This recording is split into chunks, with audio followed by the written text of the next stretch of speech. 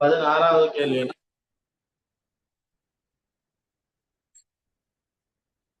ஒரு கேள்வியை பார்ப்போம். நான் குறிப்பிட்டு கேட்டிருந்தேன் என்னன்னா, ஒவ்வொரு செக்ஷன்ஸ் எல்லாம் பேர் எல்லாம் இருக்கும். இந்த செக்ஷனை தந்தீங்கன்னா அதுக்கு ஏற்ற மாதிரி கேள்வியை செய்யலாம். நான் இதுல கொஞ்சம் கேட்டதுக்காக வேண்டி சில செக்ஷனுக்கு கவர் பண்றதுக்கு நான் உங்களுக்கு கொஞ்சம் கேள்வி எடுத்திருக்கேன். அப்ப குரூப் டைம் போட்டு இருந்தேன்னா புதுசாக யாராவது இருந்தால் இந்த போட்டில் இருக்கிற நம்பருக்கு செய்யணும் போடுங்க. அவங்கள பேப்பரை அனுப்பிவிட்டேன். குரூப்ல சேர்த்து விடுறேன். முதலாவது கேள்வி, நீரின் 36 கிராம் மொத்த அணுக்கள். கொஞ்சம் கவனிச்சுக்கிட்டுங்க. தலைமையை சேர்ந்த தான் நோட்ஸ் எடுத்துக்கோங்க. உங்களோட பேப்பரோட செப்பரேட்டா வச்சுக்கோங்க. கேள்விகளை நாம பேசிப்போம்.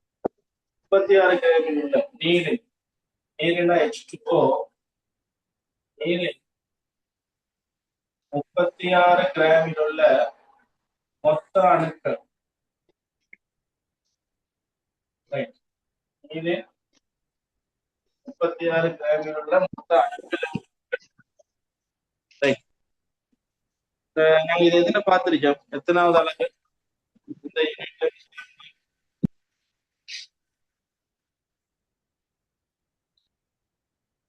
சொல்லுங்க. நீரின் 36 கிராமில் உள்ள மொத்த அணுக்கள் எத்தனை?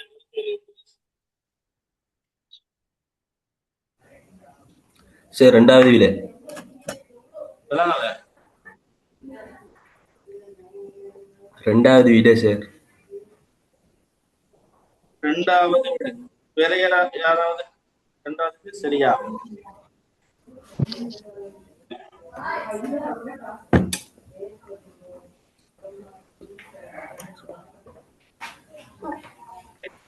மூன்றாவது விட. மூன்றாவது விட.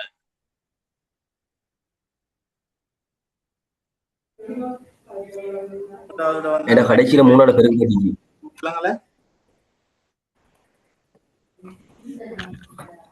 கடைசியில 3ஆல பெருக்கப்பட்டுச்சு. அப்ப நாங்க கேள்வி எதுக்கு பார்ப்போமா? நீரின் 36 கிலோல மொத்த அணுக்கள் எவ்வளவுன்னு கேட்டுக்கிறேன். நாங்க இந்த கேள்வியை கொஞ்சம் ஞாபகப்படுத்துறேன். முதலாவது அவகாதரோ மாறி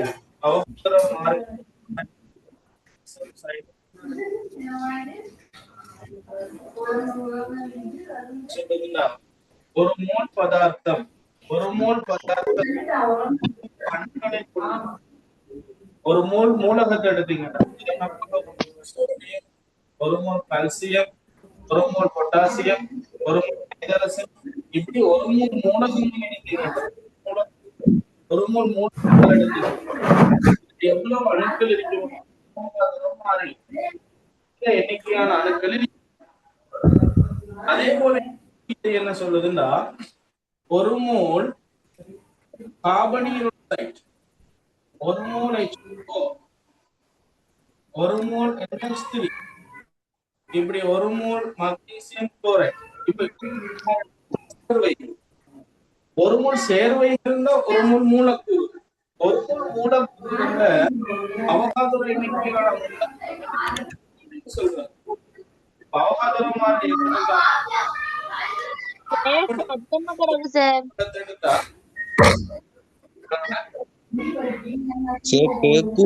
அந்த அத்தாக்கள் மைக் ஆன் பண்ணிக்கிறதால கேட்கல சார். உங்களோட வயசு ஒழுங்கா கிளியரா வரல.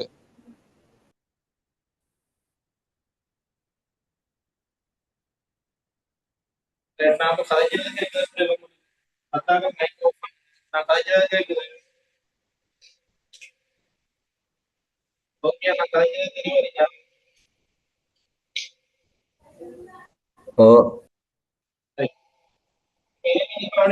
அவகாதரோ மாறிலி என்ன சொல்றாருன்னா, ஒரு மோல் மூலகத்தை எடுத்தீங்கன்னா நைட்ரஜன், கால்சியம், சோடியம், பொட்டாசியம் இதெல்லாம் பாத்தீங்கன்னா இந்த ஒரு மோல் மூலகத்துல பாத்தீங்கன்னா எவ்வளவு அணுக்கள் இருக்கும்னு பார்த்தா 6.022 அவகாதரோ மாறிலி. அதே ஒரு மோல் மூலக்கூறுகள் எடுத்தீங்கன்னா H2ன்றது ஒரு மூலக்கூறு, CO2ன்றது ஒரு மூலக்கூறு, NH3ன்றது ஒரு மூலக்கூறு, இப்படி ஒரு மூலக்கூறு எடுத்தீங்கன்னா இதுலயும் அவகாதரோ மாறிலியிலான மூலக்கூறுகள் இவங்கள அணுக்கள் சொல்லுவோம், இவங்கள மூலக்கூறு சொல்லுவோம்.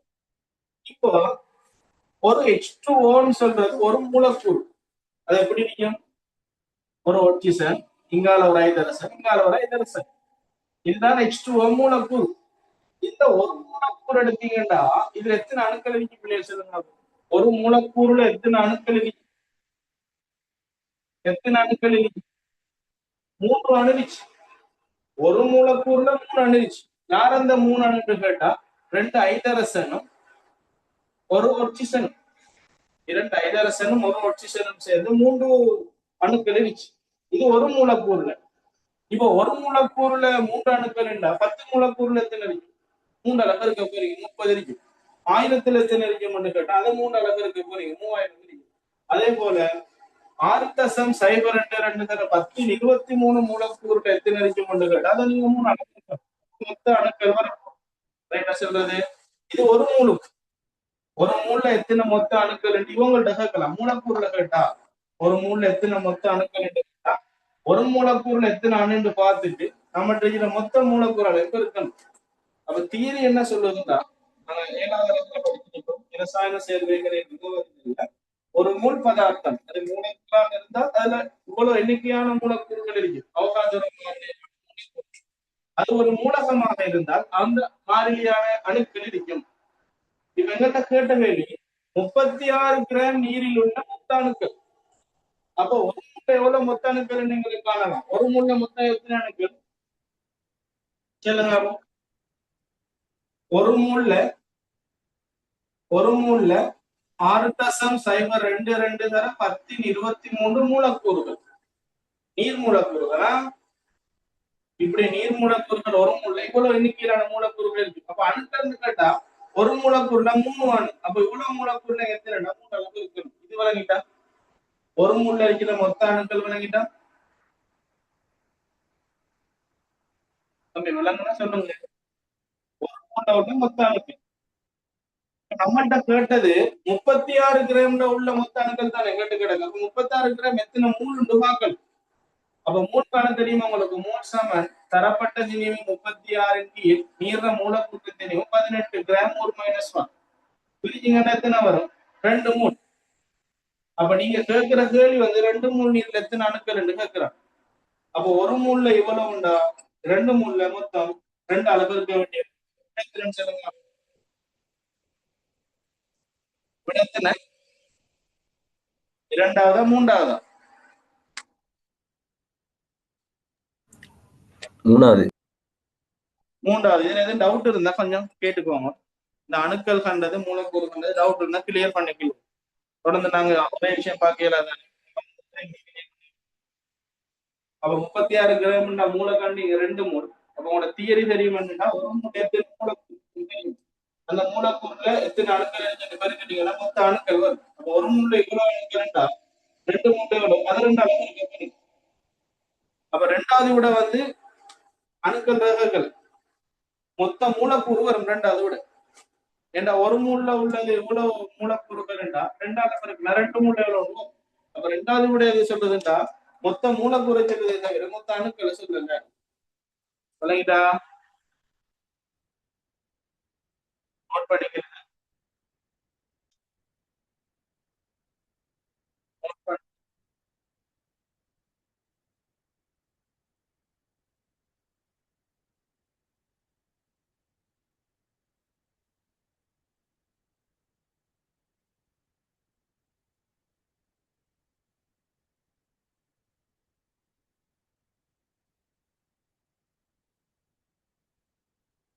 நோட் பண்ணிட்டீங்களா? இதுல வந்து ஒரு பாஸ்வேர்ட் இருக்கு சொல்றோம். 2018ஆம் ஆண்டு 21வது MCQ. 2018 21வது MCQ. 2018 21வது MCQ என்ன சொல்லுதுன்னா ஒரு மோல் CO2 மூலக்கூறில் உள்ள ஒரு மோல் CO2 மூலக்கூறில் உள்ள மொத்த அணுக்கள் எவ்வளவுன்னு கேட்கிறாங்க. சொல்லுங்க. அப்ப ஒரு மோல் CO2 மொத்தம் எத்தனை அணுக்கள் இருக்கும்? ஒரு மோல் CO2ல ஒரு மோல் CO2 எடுத்தீங்கன்னா அதுல அவகாதரோ மாறிலியிலான மூலக்கூறுகள் இருக்கும். 6.02 1023 மூலக்கூறு இருக்கும். அப்ப CO2 மூலக்கூறு எப்படி இருக்கும்? ஒரு கார்பனும் 2 ஆக்சிஜன் இப்படித்தானே கற்பனை பண்றது. அப்ப இது ஒரு மூலக்கூறு, இது ஒரு மூலக்கூறு. அப்ப ஒரு மூணுல இதே மாதிரி 6.022 மூலக்கூறுகள் இருக்கும். கேட்டது மொத்த அணுக்கள் ஒரு மூலக்கூறுல 3 அணுண்டா, ஒரு மூலக்கூறுல 3 அணு. யார் அந்த 3 அணு? ஒரு கார்பனும் 2 ஆக்சிஜனும். ஒரு மூலக்கூறுல 3 அணுண்டா இவ்வளவு மூலக்கூறுலையும் எத்தனை அணுக்கள் 3 அளவு இருக்கணும். இது விளங்கிட்டா? ஓ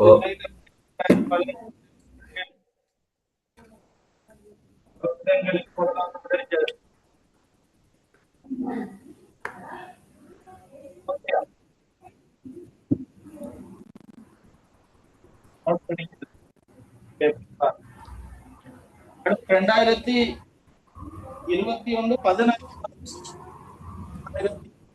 16வது MCQ. அடுத்தது பாருங்க என்ன கேள்வி.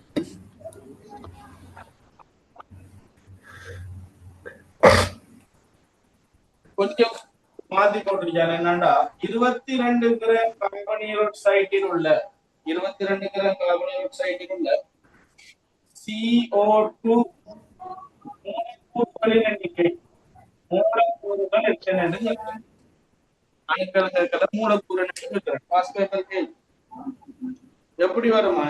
22 கிராம் CO2 எத்தனை மூலக்கூறுகள் வரும்? நம்ம என்ன காரணம்? முதலாவது அவகாதரோ மாதிரி தெரியும். ஒரு மூணுல எத்தனை மூலக்கூறு தெரியும்? சொல்லுங்க. அப்ப ஒரு மூணுல எத்தனை மூலக்கூறு? அடுத்தது 0.022 மூணுல இவ்வளவு மூலக்கூறுண்டா இந்த 22 கிராம் எத்தனை மூலுன்னு கண்டீங்கன்னா விஷயம் முடிச்சு. அது அத்தனை மூல அளவு இருக்கணும். ஒரு மூணுல இவ்வளவு மூலக்கூறுண்டா இந்த 22 கிராம் மூல காண்டி அளவு இருக்கணும். சரி, அப்ப 22 கிராம் எத்தனை மூல்? மூல எப்படி காணுவீங்க? தரப்பட்ட திணிவின் கீழ் மூலர் திணிவு 44. அப்ப இதை நீங்க எப்படி செய்யலாம்? 22 இங்கே 44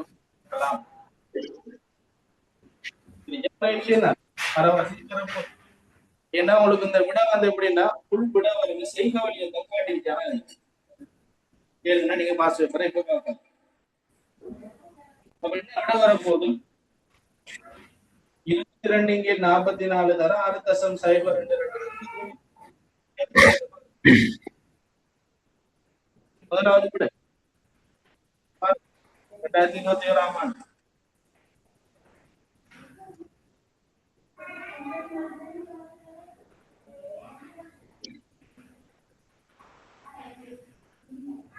ஓகே,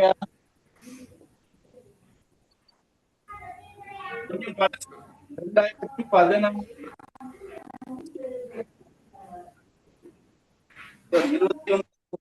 29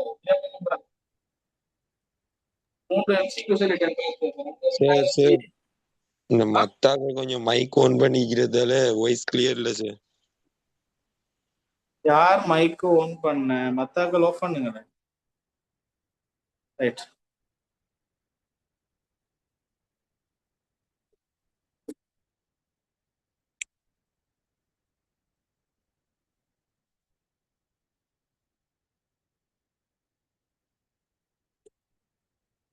கேள்வி எதுவும் டவுட்னா மட்டும் ஓன் பண்ணுங்க. நான் ஓன் பண்ண சொல்ற டைம்ல ஓன் பண்ணாம இருக்கீங்க. ரைட். இப்ப பாருங்க 2016 29வது MCQ. சொல்லுங்க. அப்ப என்ன கேட்டு கிடக்கு? 2016 29வது MCQ. 22 கிராம் CO2 உள்ள அணுக்கள் எத்தனை? அணுக்கள் எவ்வளவு? பாத்தீங்களா எப்படி கேள்வி வந்து பாருங்க. 2016 29. அதுக்கு அடுத்து பார்த்தா 2018 21வது. அடுத்த 2021 16வது. இந்த மூணுல என்ன கேள்வி வந்து நினைக்கிறீங்க? அதே கார்பனீரோக்சைடு தான் கேள்வி. அதே கார்பனீரோக்சைடு மூலக்கூறு எத்தனை? அணுக்கள் எத்தனை? மூலக்கூறு எத்தனை? அணுக்கள் எத்தனை? 2025 ஆண்டு தான் சமர போகுது. பாருங்க கேள்வி ஒரு கஷ்டம். மீதி எல்லாம் 2016 படிக்கிறதுல 2018 ஆண்டு செஞ்சது, 2021 செஞ்சு, இந்த 3 செஞ்ச வார கேள்வி செஞ்சிருக்கீங்க.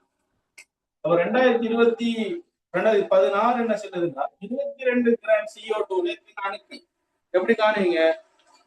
22 கிராம் எத்தனை அணுக்கள்? ஒரு மூல 6.02 தர 1023 மூலக்கூறு இருக்கு. ஒரு மூலக்கூறுல எத்தனை அணு? ஒரு மூலக்கூறுல எத்தனை அணு? 3. அப்ப 6.02 தர 1023 மூலக்கூறுல 3 அளவு மொத்தம் அணு வரும். இது விளங்கிட்டு தானே? ஆனா கேட்டது ஒரு மூணு கேட்கல, 22 கிராம் கேட்டிருக்கா. 22 கிராம் எத்தனை மூணுன்னு நம்ம காணணும்.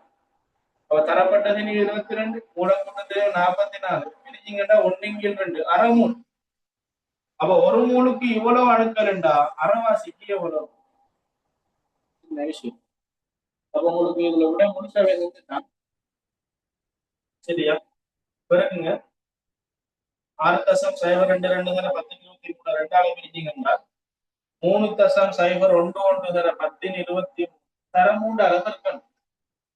பிறகுனீங்கன்னா 9.03 தர 1023 விட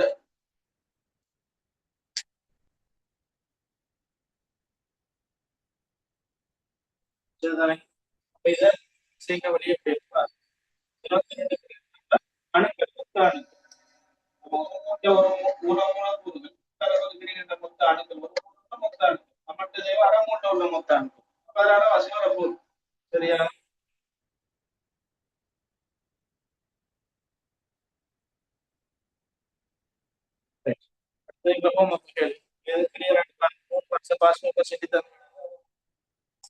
அணுக்கள் மூலக்கூறுகள் அவகாதரம் மாறும்.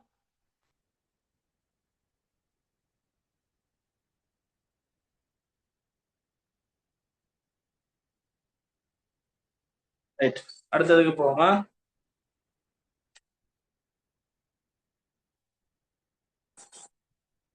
அடுத்த கேள்வி, சிறுநீர் உற்பத்தி செயல்முறை தொடர்பான சில கூற்றுக்கள் கீழே தரப்பட்டுள்ளன. விடை சொல்லுங்க. சிறுநீர் உற்பத்தி செயல்முறை தொடர்பான கூற்றுக்கள் சரியான கூற்று இது. ஏபிசி 3 கூற்று.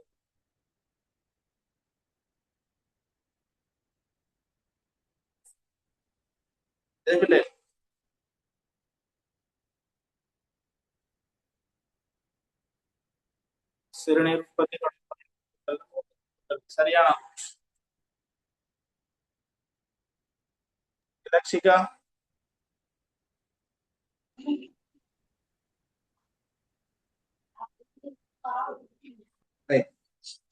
பேப்பர் பார்க்காத தெரியாது. சிறுநீர் உற்பத்தி செயல்முறை தொடர்பான கூற்றுக்கள் தரப்பட்டுள்ளது. சொல்லுங்க. சிறுநீர் உற்பத்தி எங்க நடக்கும்டா சிறுநீர் அகத்தியில நடக்கும். சிறுநீர் அகத்தியே சிறுநீர் உற்பத்தி செயல்முறை 3 பகுதிகளை கொண்டுள்ளது. சிறுநீர் உற்பத்தி 3 பகுதிகளை கொண்டுள்ளது. முதலாவது வரையில் சிறுநீர் அகத்தின படம் ஓமனின் நோய்.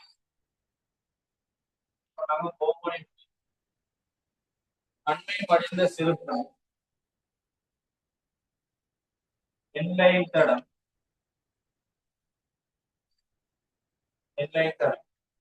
சேமை மடிந்த சிறுகுழாய், சேர்க்குங்கான், சேர்க்குங்கான். ஓமனின் உரை பின்ன வடிவமானதாக காணப்படும்.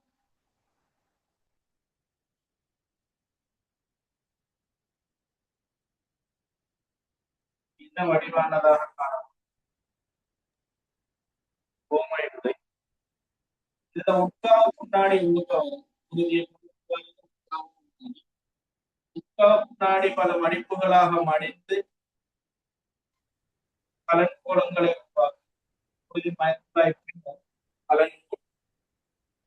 வெளிக்காவு முன்னாடியாக வெளிக்காவு முன்னாடி குருதிய வெளியே கொண்டு முன்னாடி குருதிய பின்ன வடிவமாக கப் வடிவத்தில் ஓமனின் உரை. ஓமனின் உரையிலிருந்து அப்படியே வர்றது இது அண்மை மடிந்த சிறுகுழாய். அண்மை மடிந்த சிறுகுழாய். இது கீழே யூ வடிவமாக வர்றது என்லைன் தடம். லூப் ஆஃப் என்லைன் சொல்லுவோம். என்லைன் தடம். இதை சொல்லுவோம் சேமை மடிந்த சிறுகுழாய். இதை சொல்லுவோம் சேர்க்குங்கான். யூரின் எல்லாமே சேர்க்கிற இடங்கள் கலெக்டிவ் சேர்க்கும் காணும். முதலாவது சிறுநீரகத்தின படம் எங்களுக்கு தெரியும். இந்த சிறுநீரகத்திற்குள்ளதான் சிறுநீர் உற்பத்தி செயல்பாடுகள் நடக்கும்.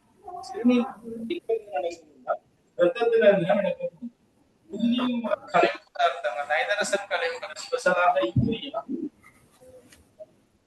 அமிலம், இந்த கிரியேட்டிவ் போன்ற அந்த நைதரசன் போன்ற கழிவுகள் என்ன செய்யும்?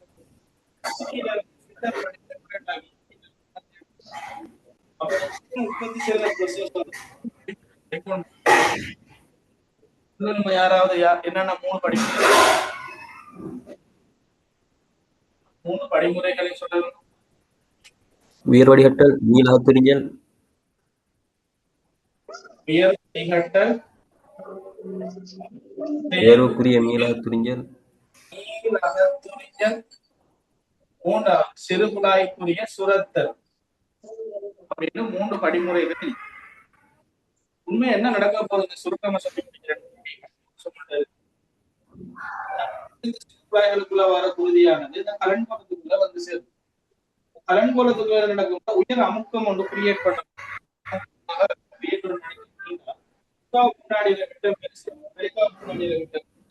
வார பதார்த்தங்கள் கூட வந்து வெளியே போகணும் அமுக்கம் கிரியேட் ஆகும். அந்த அமுக்கத்தினால் என்ன செய்யும்? வடிகட்டப்படும். தேயில வடியில பால் வடியில நாங்க பிரஷர் ஒன்று கொடுக்கக்கூடிய மிச்சம் மாறதெல்லாம் வடிஞ்சு வரும். அதே மாதிரி உயரமான அமுக்கம் காரணமாக அந்த கிண்ணத்துக்கு இருக்கிற அந்த பதார்த்தங்கள் வந்து வடிகட்டப்படும்.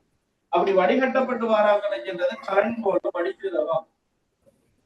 இந்த கலன்கோல வடிதிரவம் ஒரு செகண்டுக்கு 30 மில்லிலிட்டர் அடிப்படையில வடிகட்டப்படும். அப்படி வார கலன்கோல வடிதிரவம் வந்து வடிதிரவத்துல முக்கியம் அழிக்க மாட்டாங்க. ஒன்று குருதி கலன்கள் எரிக்க மாட்டாங்க. ஆர்பிசி தானே, ஆர்பிசி டபிள்யூபிசி போன்ற குருதி கலன்கள் எரியாது. அதே மாதிரி பாத்தீங்கன்னு கேட்டா முதல் புரதங்களும் எரியாது. அப்படி வடிகட்டப்பட்டு வாராக்கள் என்ன செய்வாங்கன்னா இந்த அண்மை மடிந்த சிறுகுழாய்களுக்குள்ள வருவாங்க. அப்படி அண்மை மடிந்த சிறுகுழாய்களுக்குள்ள வரும்போது இதுல என்ன செய்யணும்னா கீழே காணப்படுகிற உடலுக்கு தேவையான இந்த கழிவு உடலுக்கு தேவையான பதார்த்தங்கள் அந்த பதார்த்தங்கள் என்ன செய்யப்பட்டா மீண்டும் குருதிக்குள்ளால உள்ளடக்கப்படும். மீண்டும் குருதிக்குள்ளால உள்ளடக்கப்படுற செயல்பாட்டுக்கு பேர் தேர்வுக்குரிய மீளகத்துறிகள். அப்படி அகத்துறியப்படுறதுல 100% குளுக்கோஸ் அகத்துறியப்படும். அப்படி அகத்துறியப்பட்ட பிறகு மிச்சம் வர்றது அப்படியே எண்ணெய் தடத்தினூடாக வந்து சேர்க்குங்கான வந்து சேரும்.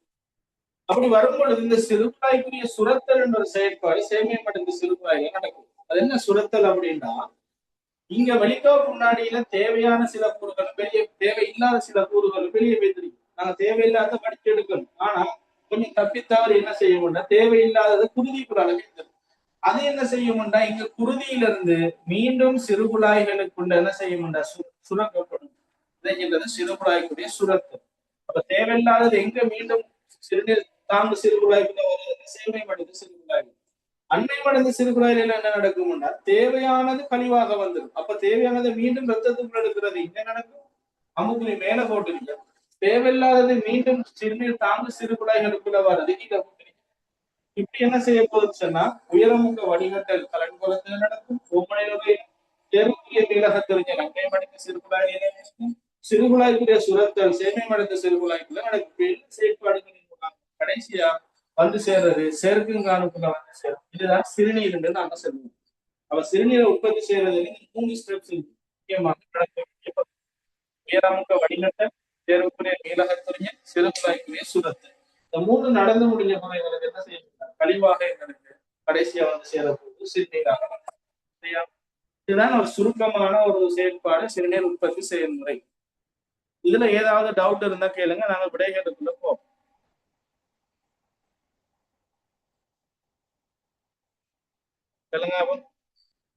ஓகே, கதைச்சது விளங்குனிச்சா? சிறுநீர் உற்பத்தி செயல்முறை சவுண்ட் கிளியர் இல்ல. ஓகே, ஹம்ராஸ்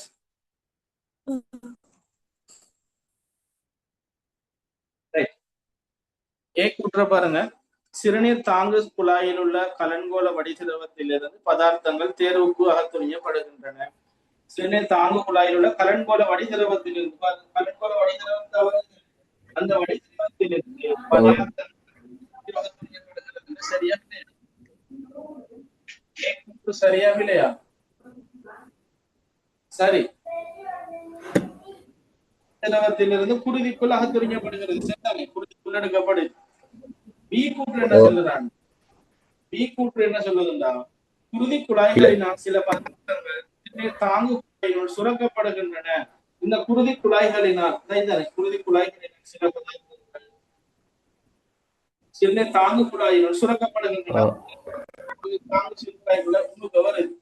அதுவும் சரி. சி கோமணி நுரையினுள் உயர் வடிகட்டல் நிகழ்கிறது. கோமணி உயர் அமுக்க வடிகட்டல் நடக்கிற பிரதேசமா தானே? அதுவும் சரி. மூன்று கூற்றுகள் இறுதியாக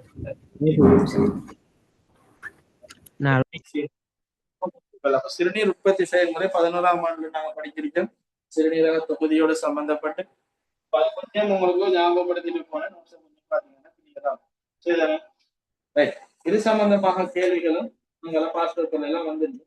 பாருங்க, எல்லாத்தையும் பாத்தீங்களா? கொஞ்சம் பாருங்க.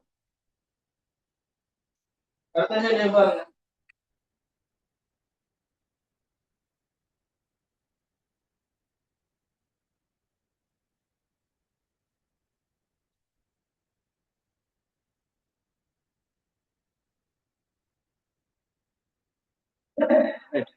அக்டோபர்ல இருக்கு பாருங்க.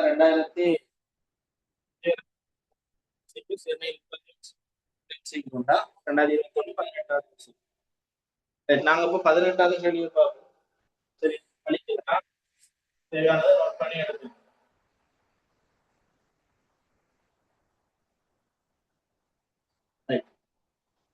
18வது எம்சிக்கு பாருங்க. காட்டப்பட்ட தடையின் பெருமான். இது என்ன உபகரணம்? இது எந்த அளவுக்குள்ள வந்து என்ன உபகரணம்? ஓட்டமின்னியல் பாடம். இது ஓட்டமின்னியல் பாடம்.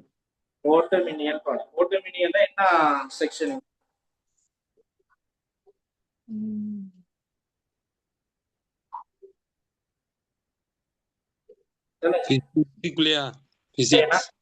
நிலையான தடையை காண்றது. கொஞ்சம் ஒரு ஞாபகப்படுத்திட்டு போற. நிலையான தடை காண்றதுல நிலப்பரிபாடை ஒண்ணு படிக்கணும். நிலப்பரிபாடை. நிலப்பரிபாடை. இந்த நிறப்பரிபாடையில என்னன்னா ஒரு நிலையான தடை, மாறும் தடையில படிச்சிருக்கோம். மாறும் தடையில தடையை நாங்க மெனுவலாக மாத்தலாம். இறையோ தட்டுகள் நாங்க வச்சுக்கிட்ட படிச்சிருப்பீங்க. சரிதானே? அப்படி முற்றுநின்ற தடைகள், ஒளி கட்டுப்படுத்தி சவுண்ட் கண்ட்ரோல் பண்றது, இதெல்லாம் வந்து ரெகுலேட்டர். அதெல்லாம் வந்து என்னன்னா ஒரு முற்றுநின்ற மாறும். அப்ப நிலையான தடைகள் வந்து தடை பெருமான பிக்ஸ் தடை சுற்றுகள்ல 5, 10, 200, 1000 இதெல்லாம் தடைகள் பெருமானம் கிடைக்கும். இந்த தடையை நாங்க எப்படி கண்டுபிடிக்கிறோம்னா நிற குறியீட்டு.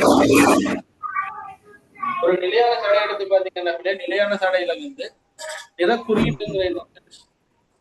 நிற குறியீட்டு முறை என்று சொல்றது என்னன்னு கேட்டா, ஒரு தடையில சரியா இதுல வளையங்கள் இருக்கு. ஒரு 3 வளையம் இருக்கு. 3 வளையம் கொஞ்சம் தள்ளி கொத்த வளையம் கொண்டு இருக்கு. இப்படி 4 நிறங்களை கொண்ட நிறப்பரிபாடையில வருது. இந்த 4வது வளையம் கடைசியில தனியடிக்கிற வளையத்தை சொல்றது பெருதி வளையம் அல்லது பொருதி வளையம். பெருதி வளையம். இந்த வளையத்துல ஒன்று வெள்ளி கலர்ல இருக்கும், சில்வர்ல இருக்கும். அப்படி இருந்தால் 10%, பொன்னிறத்தில் இருந்தால் 5%, சிலது ஒன்றும் இல்லாட்டி 20% எடுங்க சொல்லுவோம். அவர் வெள்ளி பொன் அப்படின்னு முக்கியமாக 2 நிறங்கள் இருந்தால் அந்த வளையத்துக்கு சதவீதம் போட்டிருக்காங்க. 10%. இந்த 3 வளையங்களை நிறங்கள் இருக்க முடியும். ஒவ்வொரு நிறங்கள் உங்களுக்கு தரப்பட்ட நிறம் என்ன? எல்லோ ஆரஞ்சு 3 நிறங்கள் தான் தேவை. இதுல சில்வர் 10%. இப்ப இந்த கலரையும் இந்த பெருதி வளையத்தையும் வச்சு தடை பெருமான வீச்சுகளை கண்டுபிடிக்கலாம். இதுல எப்படியான கேள்வி வரும்? முதலாவது உண்மை தடை பெருமானம் யாது? தடை பெருமானம். இரண்டாவது பெருதி பெருமானம். பெருதி பெருமானம். மூன்றாவது தடையின் வீச்சு. தடையின் வீச்சு அப்படின்னு 3 கேள்விகள் வரும். இப்ப உங்கள்கிட்ட கேட்டது ஒரு கேள்விதான், தடையின் பெருமானத்தை மட்டும் கண்டச்சு. முதலாவது கேள்வி மட்டும் தான் உங்களை எம்சி கடைசி எப்படி கேட்டுடும்? தடையின் வீச்சை காண்பது ஒத்த கேள்வி அங்க கேட்கலாம்.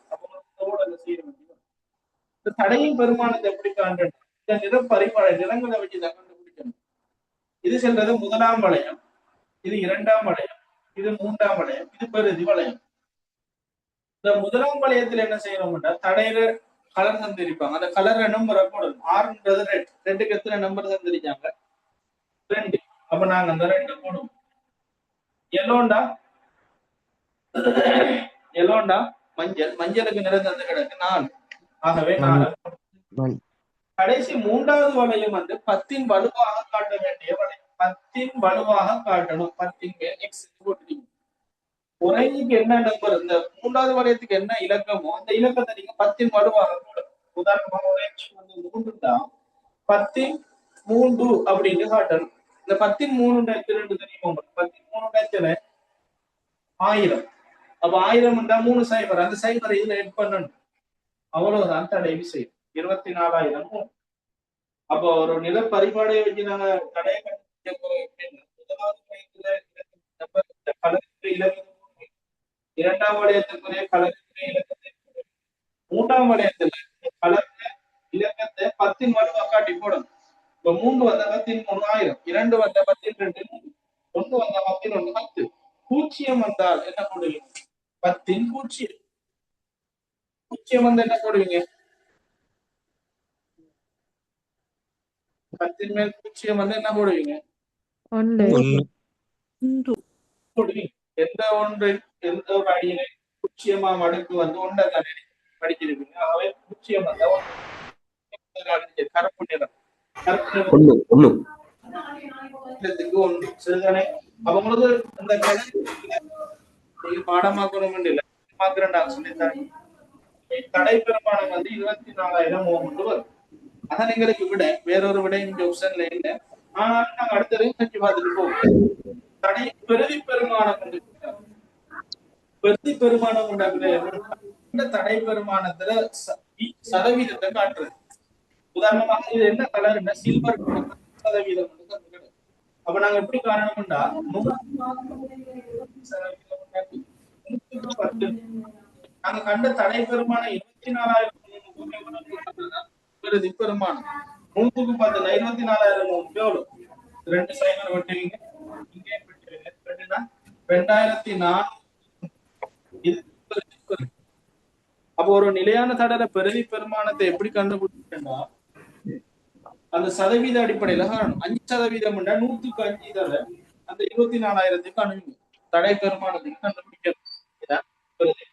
கண்டது விளையிட்டா பெருதி பெருமானம் விளையிட்டா.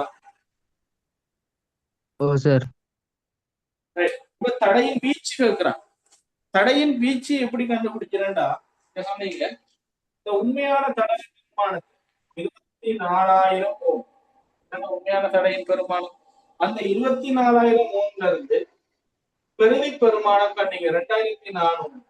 இதை ஒரு தரம் கூட்டணும், அதோட இன்னொரு தரம் கழிச்சணும். அப்படி 2 கூட்டி கழிச்சு வர விடதான் வீச்சாக வரும். அப்போ உண்மையான பெருமானத்தோட பெருதி பெருமானத்தோட கூட்டணும். கூட்டின சொல்லுங்க 24,000 2,400 கூட்டணும் 26,400. 24,000 இருந்து 2,400 கழிச்சிங்கன்னா 21,600 வரும். அப்போ இதுதான் வீச்சு. அப்போ தடை பெருமான வீச்சு எப்படி கண்டுபிடிக்கிறேன்டா உண்மை பெருமானத்துல இருந்து தடை பெருமானத்துல இருந்து அந்த பெருதி பெருமான தோசனை கூட்டணும், தோசனை கழிக்கணும். இது விளையாட்டு சொல்லுங்க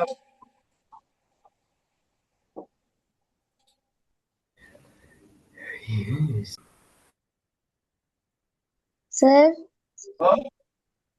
இப்ப அந்த 10 பதிலா 11 வந்திருந்தா 24 விடையா இல்ல 10 11 இருநூத்தி 10 நாற்பத்தி வந்திருந்தா சாரி 10. 10 உதாரணமாக கருப்பு வந்து ரெண்டு வைங்க. 241. சரி, அப்ப 10 ஒன்று போட்டா உண்டு. அப்ப 241 ஓகே. 241 கபிலம் வந்துச்சுன்னா கருப்பு கபிலம் வந்தால் கபிலத்துக்கு ஒன்றுண்டா 10 தானே. 10 10 14 இன்னொரு நாள் வராது. விளங்கிட்ட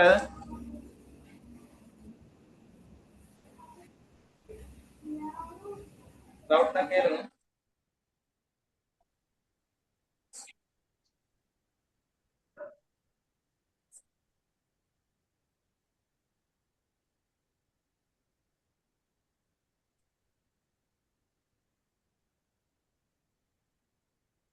ரைட், ஓகே. அடுத்ததுக்கு போவோமா?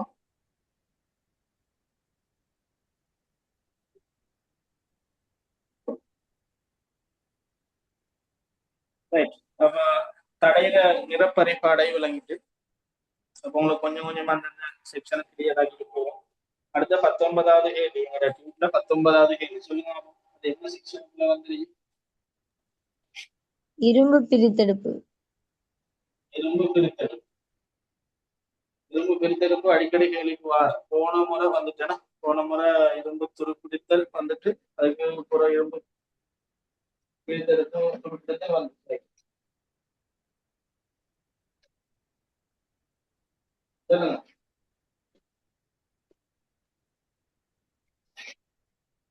நான் உங்களுக்கு ஒரு பாஸ் பேப்பரை தொகுத்து 5 வருஷ பேப்பரை தொகுத்து உங்களுக்கு ஒரு பிடிஎஃப் கொண்டாடு கிடைச்சிட்டா 5 வருஷ பாஸ் பேப்பரை தொகுத்து உங்களுக்கு ஒரு பிடிஎஃப் அனுப்பிடுங்க. கிடைச்சா? இல்ல சார். ரைட். 2024 ஆண்டு 6வது கேள்வி இரும்பு பிரித்தெடுப்பு.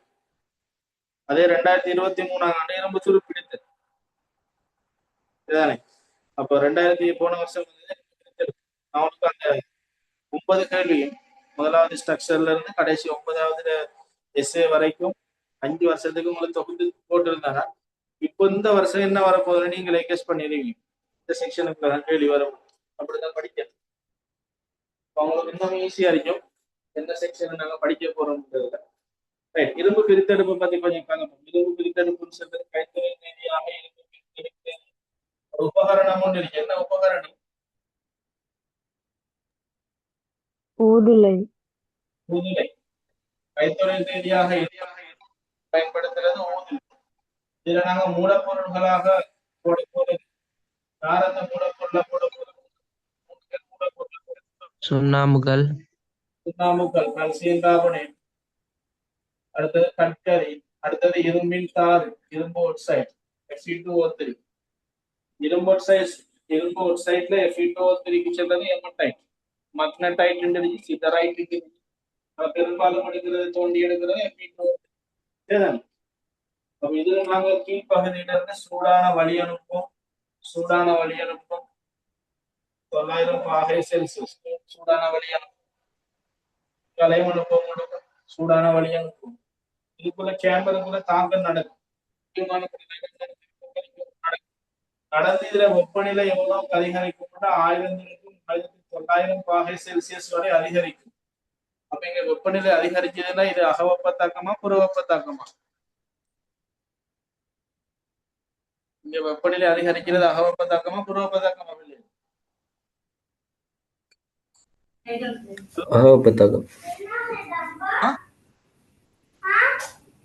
புத்தகம் புறவெப்ப தாக்கம். சூரியனுக்கு வெப்பநிலை அதிகரிக்கிறது.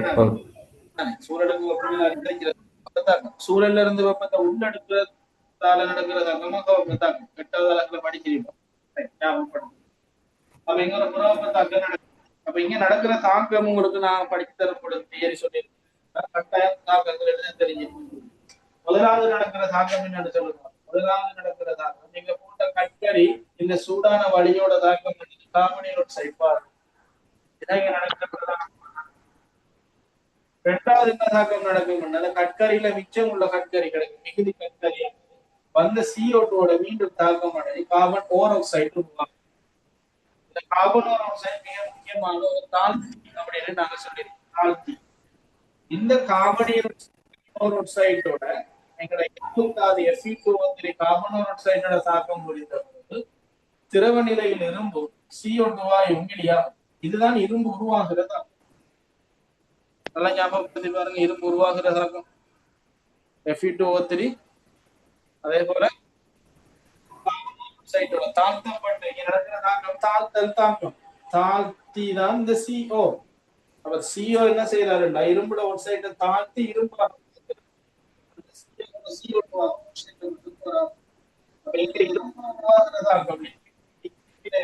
திரவ நிலையில இரும்பு உருவாகிற இரும்பு வந்து அடியில சேகரிக்கப்படும், இந்த இடத்துல சேகரிக்கப்படும், அடர்த்தி கூட கீழே வந்து சேரும். இதுதான் இரும்பு உற்பத்தி செய்யற தாக்கம். இதுல என்ன ஒரு தாக்கம்? சுண்ணாம்புக்கள். இந்த சுண்ணாம்புக்கள் என்ன செய்யும்னா பிரிகி அடையும். இது ஒரு அகவப்பட்டாகும். ஏன்னா நாங்க 900°C வெப்பநிலை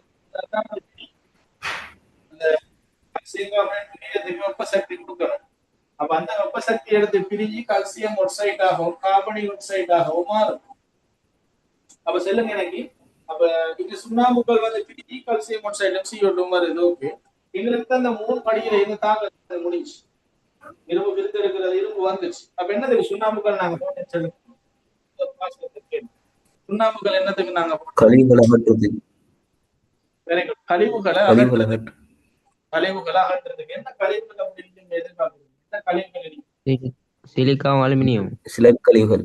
இதுல இரும்பு தாதுல பாத்தீங்கன்னா SiO2 சிலிக்காவும் Al2O3 அலுமினியம் ஆக்சைடும் கழிவுகளாக இருக்கும். சிலிக்கா அலுமினாட்ட கழிவுகள். இந்த கழிவுகளோட நாங்க இரும்ப உருவாக்கணும்னா இரும்ப குவாலிட்டி குறைஞ்சிடும். இரும்ப நாங்க கைத்தொழில் அப்ப இந்த சிலிக்கா அலுமினாட்ட கழிவுகளை இல்லாமக்கிறதுக்கு நாங்க சுண்ணாம்புக்கல்ல இருந்து வர கல்சியம் ஒக்சைடோட தாக்கம் அடைகிறோம்.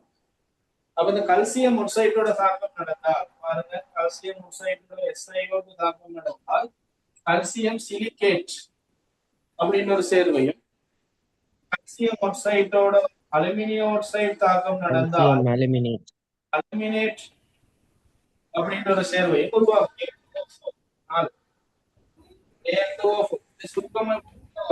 கல்சியம் வர்க்கம் ரெண்டு நோடு வரும்.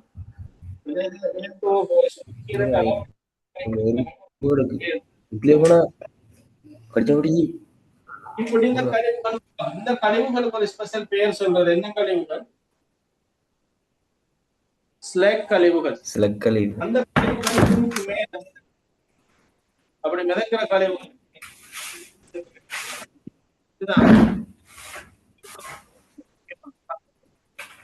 கேள்வி இதோட எது சம்பந்தப்பட்ட இரும்பு பிரித்தெடுப்பின் பொழுது நிகழும் தாக்க சமன்பாடு ஒன்று கீழே தரப்பட்டுள்ளது. என்ன சமன்பாடு தரப்பட்டுள்ளது?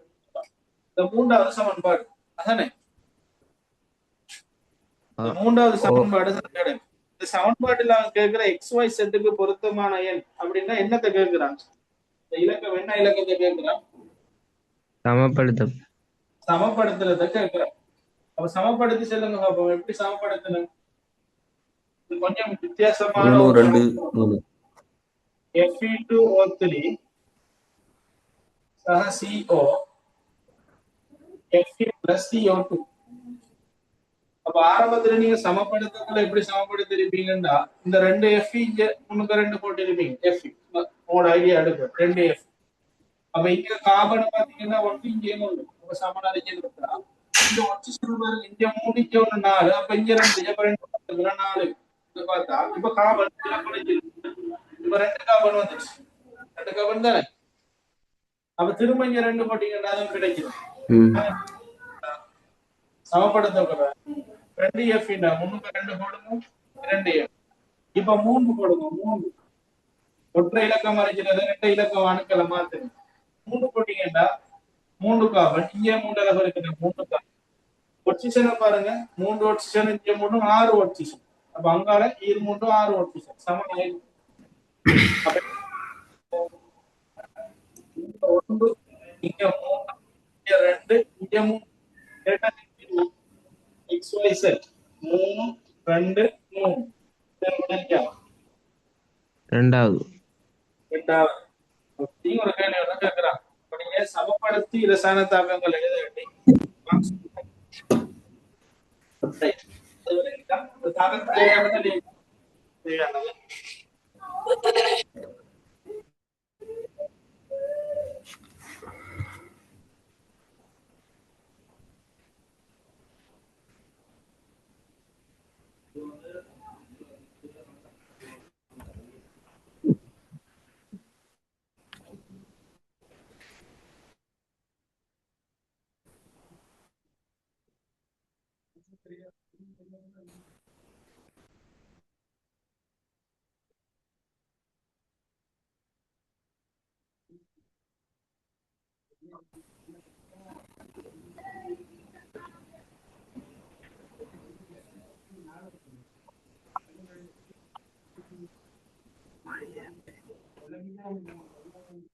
ரைட்.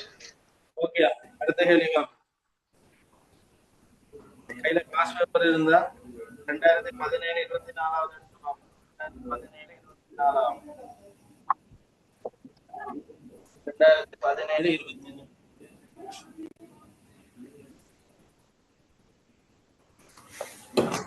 2017 24 என்ன சொல்லிட்டா, வெப்பநிலை வீழ்ச்சி 1000 தொடக்கம் 1900 பாகை செல்சியஸ் வரை கார்பன் டை ஆக்சைடு வாயுடன் எமட்ரைட் தாக்கம் புரியும் போது, எமட்ரைட்னா Fe2O3 அவரோட கார்பன் டை ஆக்சைடு தாக்கம் புரியும் போது கிடைக்கும் விளைவுகள் எவை? என்னென்ன விளைவுகள்? மூணாம் தாக்கம் என்ன விளைவு? இரும்பும் கார்பன் டை ஆக்சைடு Feயும் carbon dioxide, sorry carbon carbon dioxide. இப்படி அந்த கேள்வியே வந்துருச்சு. சமப்படுத்துறது இப்ப கேட்டது தாக்கத்தை கேட்டிருக்கோம்.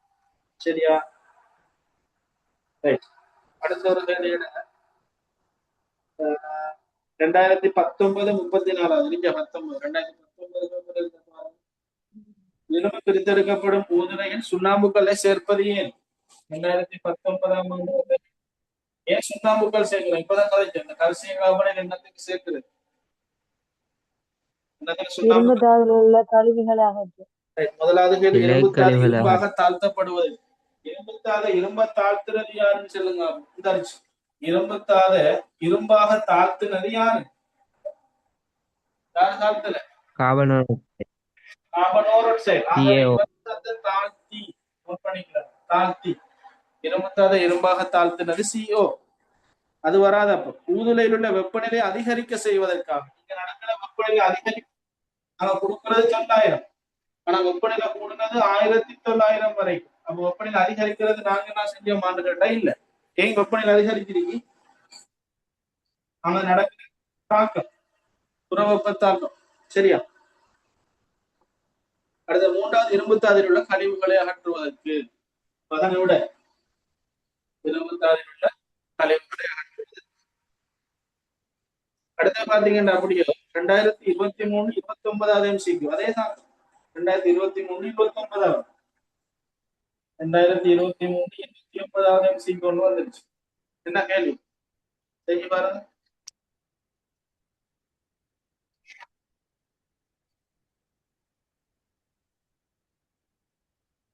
போன வருஷத்துக்கு முன்னுக்கு 2023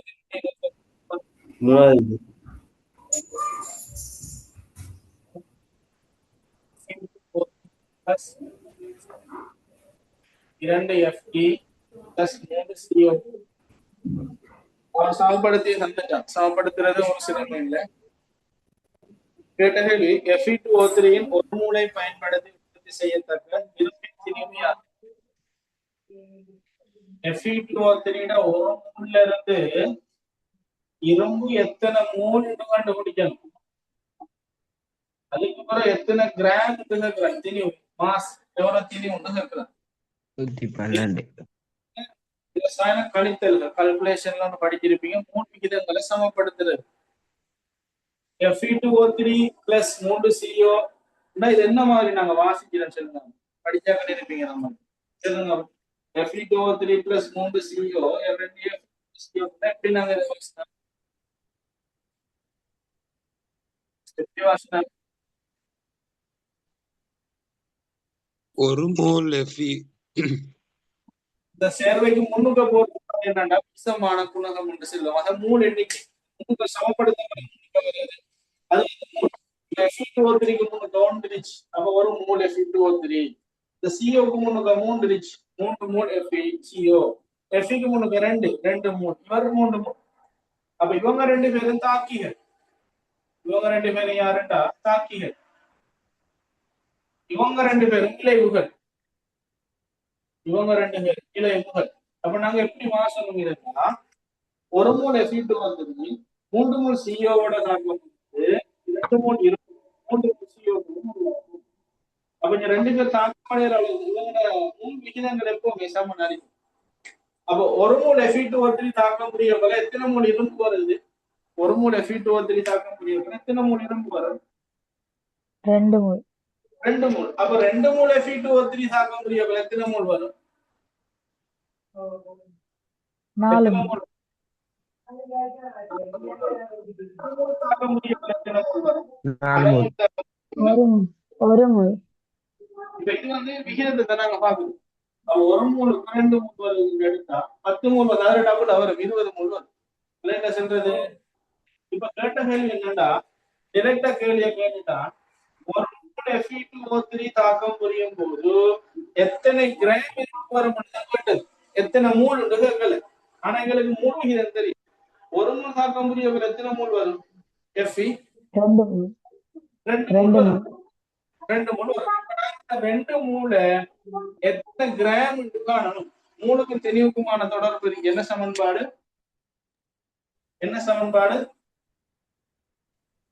மூல் சமன் தரப்பட்ட திணிவின் கீழ் மூலர் திணிவு. மூல் சமன் தரப்பட்ட திணிவின் கீழ் மூலர் திணிவு. மூல் 2 மூல் வரும் கண்டுட்டோம். ஒரு மூல் தாக்க முடியா 2 மூல் வரும் சரி. அப்ப 2 மூல் தரப்பட்ட திணிவுல எத்தனை கிராம் வரும் சரியா? ஆனா மூலர் திணிவு தெரியும். இருப்பிட மூலர் திணிவு வந்துருச்சா எத்தனை? 56 மூல் மைனஸ் 1. ஆகவே M சமன் 56 2ஆல பெருக்கிட்டா 112 கிராம். ரைட். அப்ப இது இதுல டவுட் இருந்தா கேட்கணும். எப்பவுமே நாங்க ஒரு சமன்பாடுனா 3 விகிதத்தை எடுத்துட்டு தான் திணிவுக்கு போகணும். அப்ப 3 விகிதம் என்ன சொல்றதுன்னா, ஒரு மூல் Fe2O3 தாக்கம் புரியும் பொழுது 2 மூல் Fe வரும் என்று சொல்லு. கேட்ட கேள்வி அதேதான். ஒரு மூல் Fe2O3 தாக்கம் புரிய போல எத்தனை கிராம் Fe வரும் கேட்கிறான். நம்ம மூளை கண்டுபட்டுத்தான் அது என்னத்துக்கு மாத்தணும், திணிவுக்கு மாத்தணும். அதான்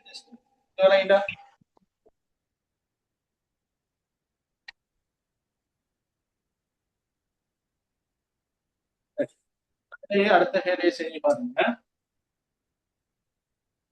56 கிராம் இரும்பு வாரத்துக்கு எத்தனை கிராம் Fe2O3 போடணும்? போறேன் இந்த வருஷம் வரப்போகுது. 56 கிராம் இரும்பு வாரத்துக்கு எத்தனை கிராம் Fe2O3 போடணும்?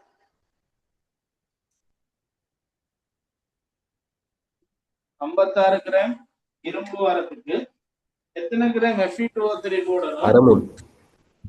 Fe 56 அணுத்திரி சாரணத்திரி ஒட்சிசனுக்கு 16. இப்படித்தான் வரும் பிராக்கெட்ல. எப்படி கண்டுபிடிக்கிறது?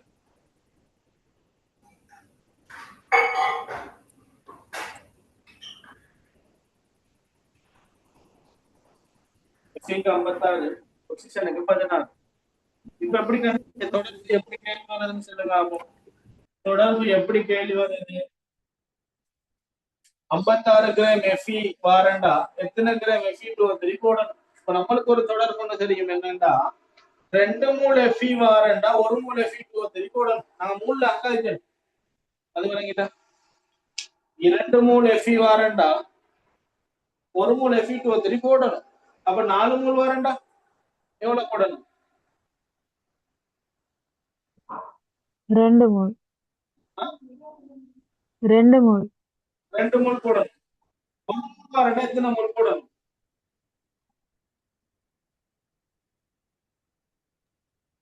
1/2 மூல். அறமூல் எத்தனை மூல் போடணும்? அறமூல் 1/2 மூல் போடணும். அப்ப அந்த கதை தான் பாருங்க, 56 கிராம் வாரண்டா. அப்ப நம்ம என்ன கண்டுபிடிக்கணும்னா எத்தனை மூல் வருதுன்னு கண்டுபிடிக்கணும். அப்ப மூல் சமன் தரப்பட்ட திணிவு 56, இரும்புட அணுத்திணிவு 56 தான், பிரிச்சா விட 1. அப்ப நாங்க போட வரப்போறது எத்தனை மூல் வருது? எத்தனை மூல் வருது? 1 மூல். அப்ப 2 மூல் வாரத்துக்கு 1 மூல் போடணும்டா, 1 மூல் வாரத்துக்கு எத்தனை மூல் போடணும்? எத்தனை மூல் போடணும்? 1/2 மூல் போடணும்ன்ற எம்சிக்குள்ள விடைய கண்டுபிடிப்பீங்க. அந்த 1/2 மூல் எத்தனை கிராம் அடுத்த கண்ட விஷயம் முடிச்சு. அப்ப மூல் சமன் தரப்பட்ட திணிவுக்கு முதல் திணிவு 1/2 மூல் போடணும், திணிவு தெரியா. ஆனா Fe2 மூலர் திணிவு நீங்க கண்டுபிடிக்கணும். வரும் Fe1 56, அப்ப 2 இருக்கு 112, பொசிஷனுக்கு 16, 3 இருக்கு 48, கூட்டுனீங்கன்னா 160. சரியா? கிராம் மூல் -1 இது மூலர் திணிவு. இப்ப இந்த 2ஐயும் 160 சுருக்குனா 80. ஆகவே எம் சமன் 80 கிராம் என்று விடணும். அப்போ 56 கிராம் இரும்பை உருவாக்குறதுக்கு நீ போட வேண்டிய Fe2 எத்தனை கிராம்? இது பண்ணிக்கிட்டா சார் இது டவுட் இருந்தா கேளுங்க.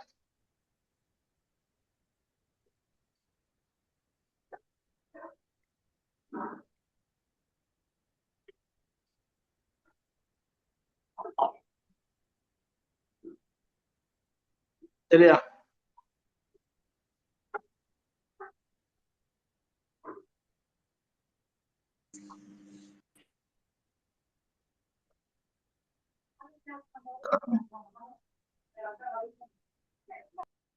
சரி, அப்ப இது அதுல வந்து ஒரு பாஸ்ட் பேப்பர் கேள்வி, நான் எக்ஸ்ட்ரா ஒரு கேள்வி ஒன்று.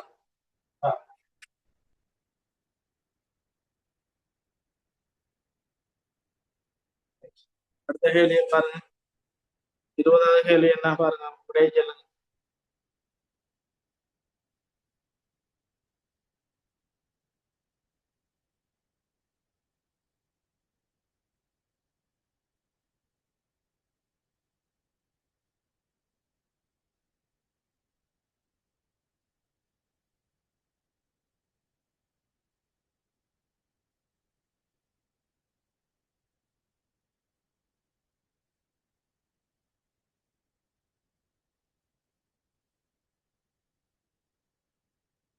ரைட்.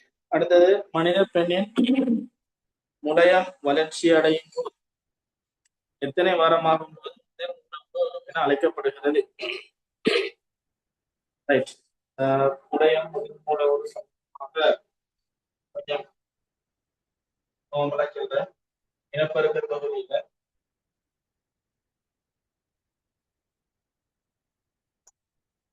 வேலை சொல்லுங்க. இது வந்து பலோபியன் தாய், இது வந்து சூலகம், இது வந்து கருப்பை.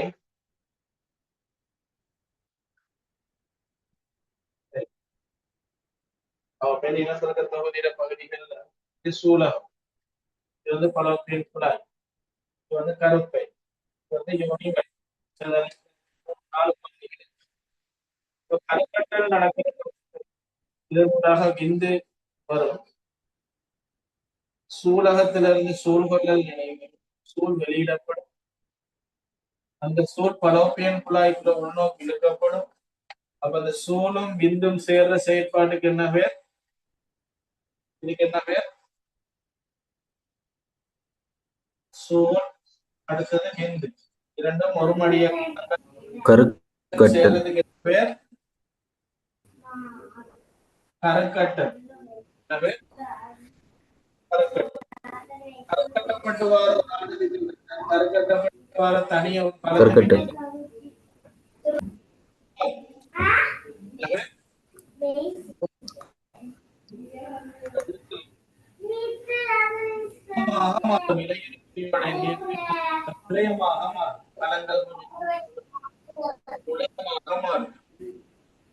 அந்த முளையம் என்ன செய்யும்? களங்களை கொண்ட ஒரு அமைப்பாக மாறும் சுமுரு. அது என்ன மாறும் என்றால் முதிர் மூல உருவாக மாறும்.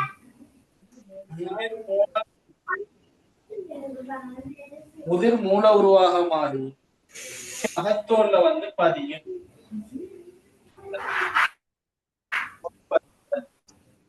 கற்கட்டல் நடைபெற்று வர முதலாவது ஒரு களம். இது வந்து உண்மணியமானது. 23 நிலமூர்த்ததான் குதிரைகள் ஒரு மடியம். இந்த ரெண்டு சேர்ந்து வர நுகம் இருமடியம். 46 நிலமூர்த்தம் இருக்கும் இது. அப்ப அது இலையுறுப்பிரி உடைஞ்சு செய்ய மாட்டோம். அதே 46 நிலமூர்த்தம் மெயின்டைன் பண்ணப்பட்டு வரும். ஆனா அந்த ஸ்டேட் மாறிட்டு வரும், பருமன் கூட்டிட்டு வரும். நுகம் வந்து முளையமாக மாறும். முளையம் முசுமுறு உருவாக மாறும். அந்த முதிர் அகத்தோல்ல பதியும். பிக்சேஷன் நடக்கும். அது வந்து உட்பதித்தல் என்று சொல்லும். அப்ப இதுக்கு எடுக்கிற நாட்கள் முதிர் மூலம் உருவாது பதிக்கப்படுறதுக்கு எடுக்கிற 9 வாரம். 9 வாரம் 2 மாதம் 9 வாரங்கள் எடுக்க போகுது. 9 வாரத்துக்கு முதல் கிடைக்கும் கேட்டா முளைய மென்சவுகள் விருத்தி அடையும் 6 வாரத்துல, கிட்டத்தட்ட 1.5 மாசத்துல முளைய மென்சவுகள் விருத்தி அடைந்து இந்த இதை சுத்தி காணப்படும். முளைய மென்சவுகள் காணப்படும். அதுக்கு பிறகு என்ன செய்ய முடியும்? முளைய முதிர் மூல உருவா மாறி உட்பதித்தல் நடக்கும். அதுக்கு பிறகு அங்க வளர்ச்சி அடையும். இப்ப கேட்ட கேள்வி என்னன்னா, மனித பெண்ணின் முளையம் வளர்ச்சி அடையும் போது எத்தனை வாரமாகும் போது முதிர் மூலம் அடைக்கப்படும்? முதிர் மூலம் அடைக்கிற எத்தனை வாரத்துல நோட் பண்ணிக்கலாம். 9 வாரம். முதிர் மூலவர்னு சொல்லிட்டு 9 வாரம். 6ஆம் வாரத்துல என்ன நடக்கும் அதை நோட் பண்ணிக்கலுங்க. முளைய மென்சவுகள் விருத்தி அடையும். முளைய மென்சவுகள் விருத்தி அடையும். இதை நோட் பண்ணிக்கலாம். ஓகே.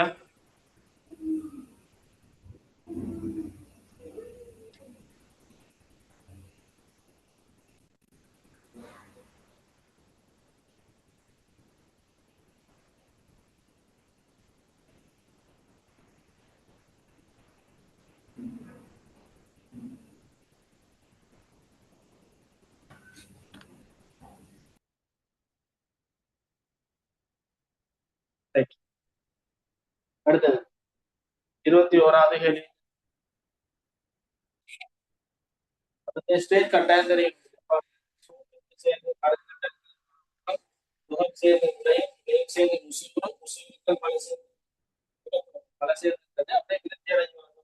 முதிர் மூலவர். இந்த முதிர் மூலவர் தான் கருப்பையில வளர்ந்து 280 நாளைக்கு கூட மகப்பேறு நடக்கும். மகப்பேறு நடந்த பிறகுதான் நாங்க பிள்ளை செல்லும், குழந்தை செல்றது. வளர்ச்சி அடையும் காலம் எல்லாம் அதை ஃபேட்டைல் தான், முதிர் மூலவர். 21வது கேள்வி. படத்தில் காட்டப்பட்டுள்ள 2 விசைகள் தொழிற்படும் குற்றியின் 6 முடுகள் யாது அப்படின்னு சொல்றாங்க. இது ஒரு மரம் குச்சி கொண்டு 20 கிலோகிராம் 20 கிலோகிராம் இங்கால போட்டு தள்ளுறாங்க 100 நியூட்டனோட, இங்கால போட்டு தள்ளுறாங்க 50 நியூட்டனோட. ரைட். இப்போ வழங்கப்படுகிற விசைகள் ஒரே திசையில் இருக்கு அல்லது வேறுபட்ட திசைகள் இருக்கு? வழங்கப்படும் விசைகள் ஒரே திசையா வேறுபட்ட திசையான்னு பார்க்கணும்.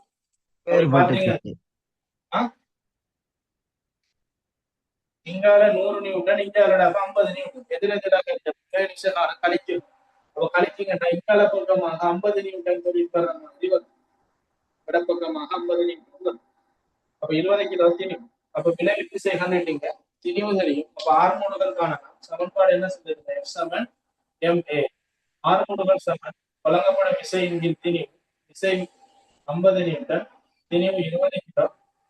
பிரிஞ்சுங்கன்னா ms -2 சரியா? சாதாரணமான நியூட்டன்ட 2ஆம் இயக்க விதியோட சம்பந்தப்பட்ட F சமன் ma. 2ஆம் ரைட்.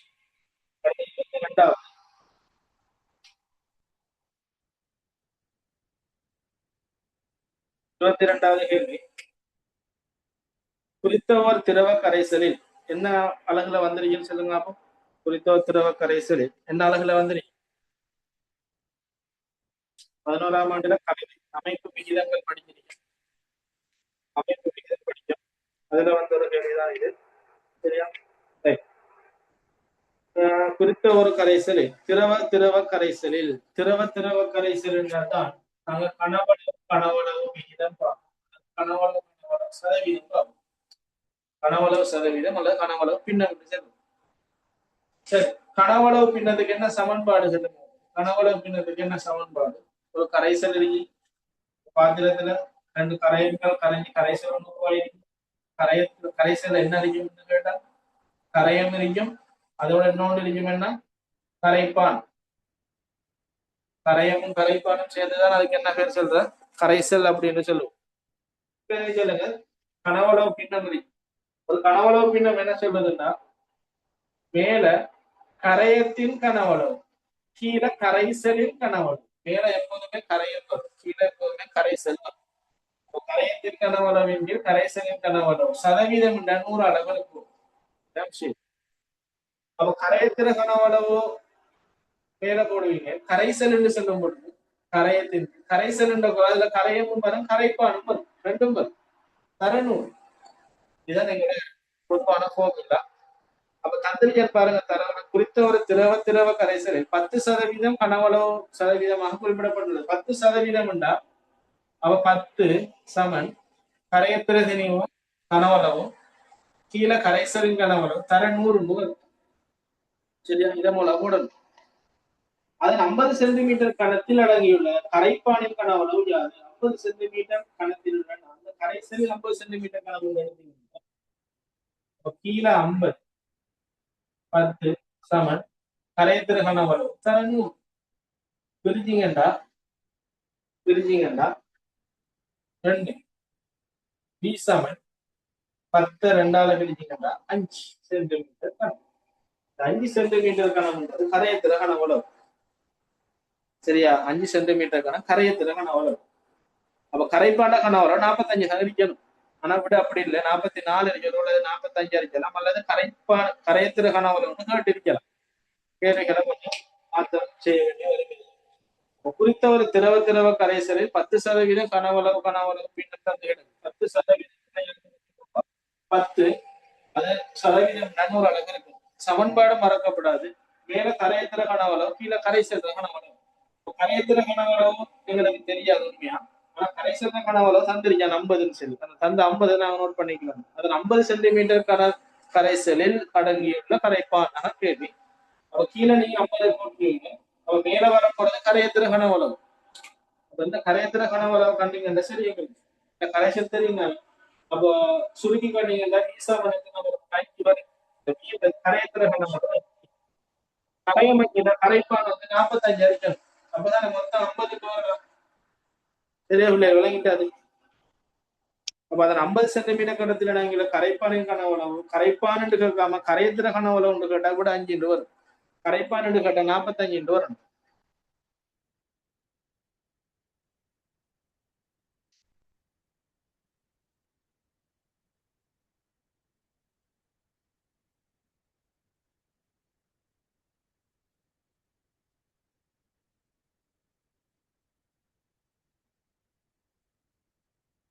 சரி, ஓகே, டவுட் இருந்தா கேளுங்க.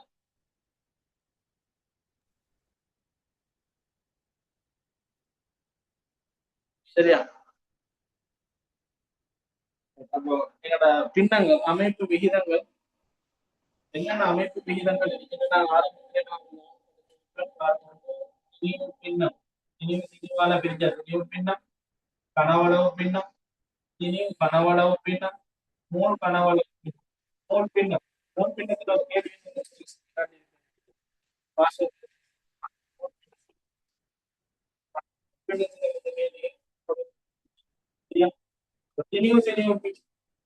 மேலே